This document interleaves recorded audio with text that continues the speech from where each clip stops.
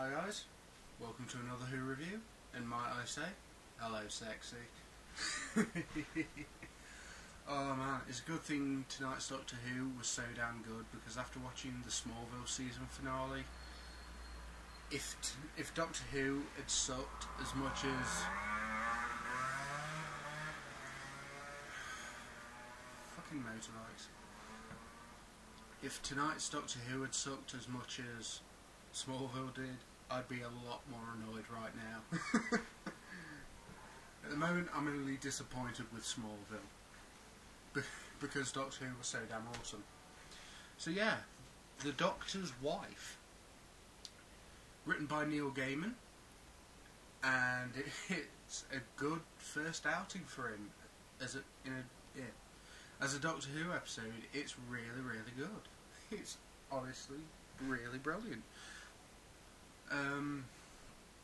Synopsis.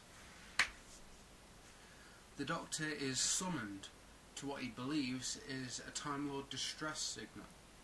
He lands on...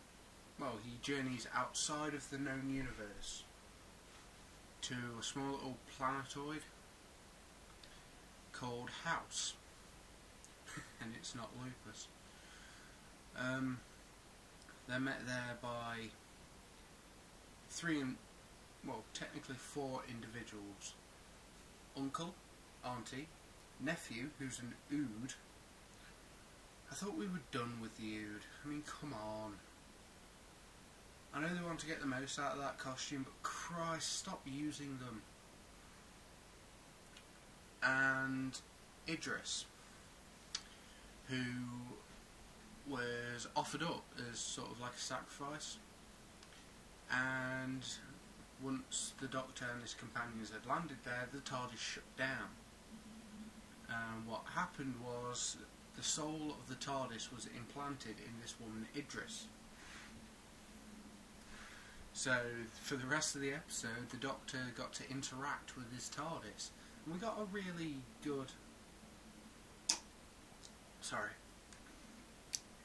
we got a really good indication of how they see each other, really. I mean, this is the first time we get the TARDIS's opinion on the Doctor, and it's quite an affectionate one. You can really see why they called it the Doctor's Wife. The TARDIS has an almost possessive... I'm trying to think of the word. Well, possessive, not in a negative way, but in a positive way.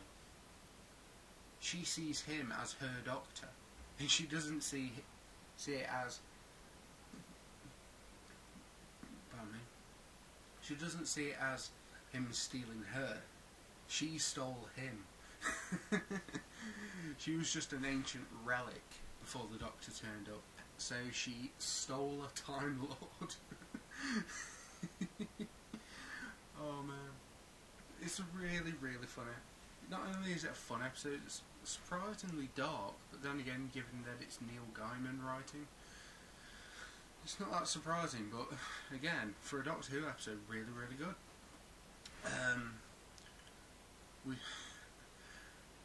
We get what I said last week about us seeing the rest of the old TARDIS rooms. Well, we don't quite get to see that, which I'm kind of disappointed about, but then I suppose they'd have to make the most of their budget and whatnot, so running down a series of linear corridors that do reflect some of the old TARDIS designs. I mean, the slate grey and the harsh metal. It's very reminiscent of, I think, the fourth Doctor's TARDIS. So anyway, Amy and Rory get stuck inside the TARDIS as House takes over. House the asteroid is sentient, so it hijacks the TARDIS, knowing that it's the last TARDIS, and he can no longer lure Time Lords to him to devour the TARDIS. So he starts torturing Amy and Rory, essentially. More torturing Amy than Rory. But we have the Doctor and the TARDIS trying to get back on board by constructing a makeshift TARDIS console out of basically the corpses of all the TARDIS's houses devoured over the years. I like the fact that the TARDIS thinks Rory is the attractive one out of his companions. That was a nice little thing.